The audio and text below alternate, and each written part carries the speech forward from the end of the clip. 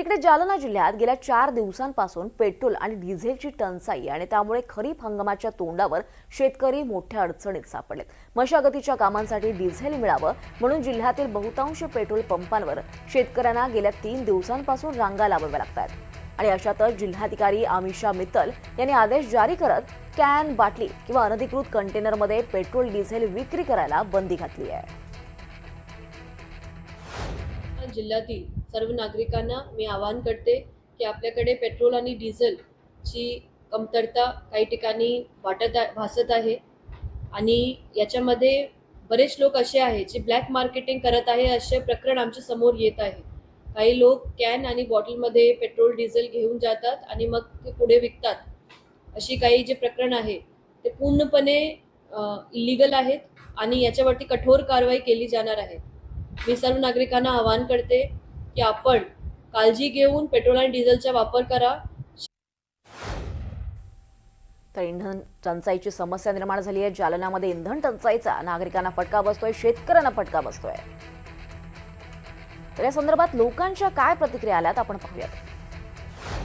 असा आदेश काढला आहे की कॅन्टीनमध्ये डिझेल देऊ नका। आम्ही सकाळपासून इथं नंबरला उभा आहो। शेतीच्या मशागतचे काम चालू आहे।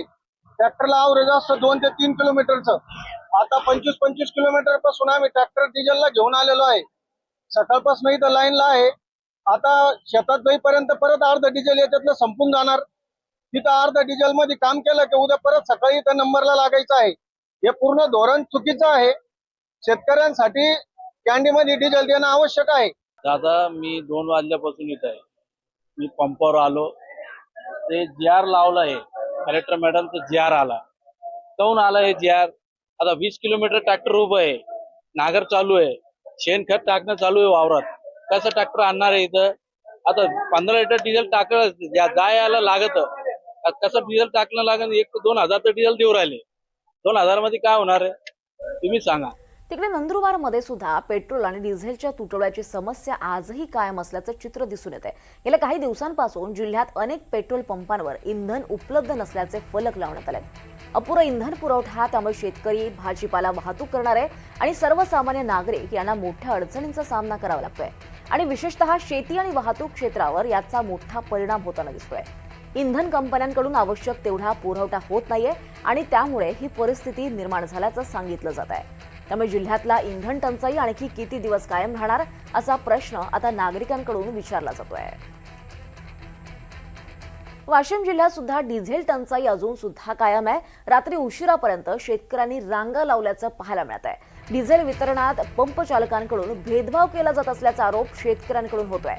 मशागतीचा हंगाम सुरू असताना डिझेल मिळत नाहीये आणि त्यामुळे शेतकरी चांगलेच त्रस्त झाले आहेत।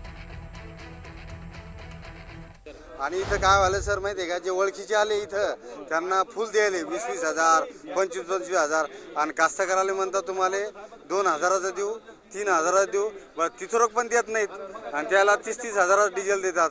आता काही पंपावर द्या, तिथं छाबडाच्या पंपावर ते म्हणजे ट्राव्हल्समध्ये 400 लिटर ते भरायले डिझेल आणि आम्हाला म्हणलं 2-2 हजारात डिझेल द्या तरी देणार। इथं तीच अवस्था झालेली आहे हे आणि ही परिस्थिती काय, आम्ही आता बिगर उपाशी इथं थांबलेलो आणि आम्हाला आता म्हणता डिझेल संपलं, मग आता कुठून जायचं, आम्ही कुठून घ्यायचं डिझेल?